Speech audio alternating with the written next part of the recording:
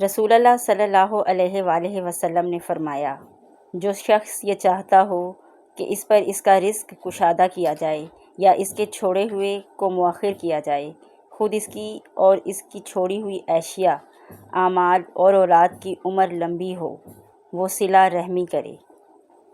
رسول اللہ صلی اللہ علیہ وآلہ وسلم نے فرمایا، بلند آواز سے قرآن پڑھنے والا ایسا ہے جیسا کھلے عام صدقہ دینے والا، اور آہستگی سے خاموشی سے قرآن پڑھنے والا ایسا ہے جیسے چھپا کر صدقہ دینے والا۔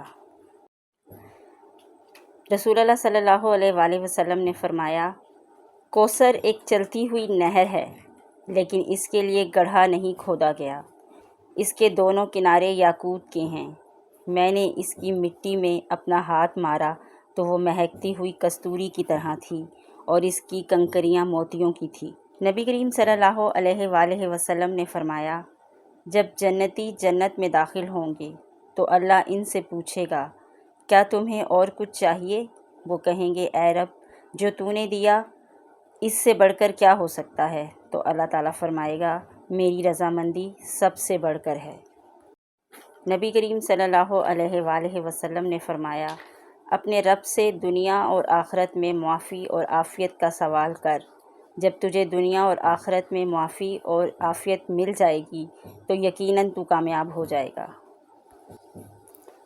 رسول اللہ صلی اللہ علیہ وآلہ وسلم نے فرمایا، سن لو، بدن میں ایک گوشت کا ٹکڑا ہے، جب وہ درست ہوتا ہے تو سارا بدن درست ہو جاتا ہے، اور جب وہ خراب ہو جاتا ہے تو سارا بدن خراب ہو جاتا ہے۔ سن لو، وہ گوشت کا ٹکڑا آدمی کا دل ہے۔ رسول اللہ صلی اللہ علیہ وآلہ وسلم نے فرمایا، اللہ تعالیٰ فرماتا ہے کہ میں اس وقت اپنے بندے کے ساتھ ہوتا ہوں جب بندہ مجھے یاد کرتا ہے اور میری یاد میں اس کے ہونٹ ہلتے ہیں۔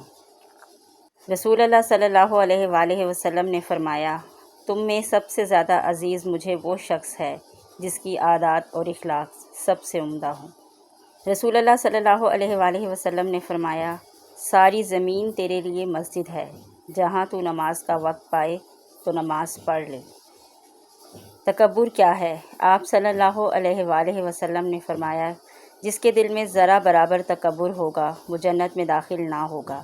ایک آدمی نے کہا، انسان چاہتا ہے کہ اس کے کپڑے اچھے ہوں اور اس کے جوتے اچھے ہوں۔ آپ نے فرمایا، اللہ خود جمیل ہے، وہ جمال کو پسند فرماتا ہے۔ تکبر حق کو قبول نہ کرنا اور لوگوں کو حقیر سمجھنا ہے۔ حضرت انس رضی اللہ تعالیٰ عنہ بیان کرتے ہیں، رسول اللہ صلی اللہ علیہ وآلہ وسلم کو آسمانوں کی طرف لے جایا گیا۔ پہلے آسمان پر حضرت آدم علیہ السلام، دوسرے پر حضرت عیسیٰ علیہ السلام اور حضرت یحییٰ علیہ السلام، تیسرے پر حضرت یوسف علیہ السلام، چوتھے پر حضرت ادریس علیہ السلام، پانچویں پر ہارون علیہ السلام، چھٹے پر موسیٰ علیہ السلام اور ساتویں پر حضرت ابراہیم علیہ السلام سے ملاقات ہوئی۔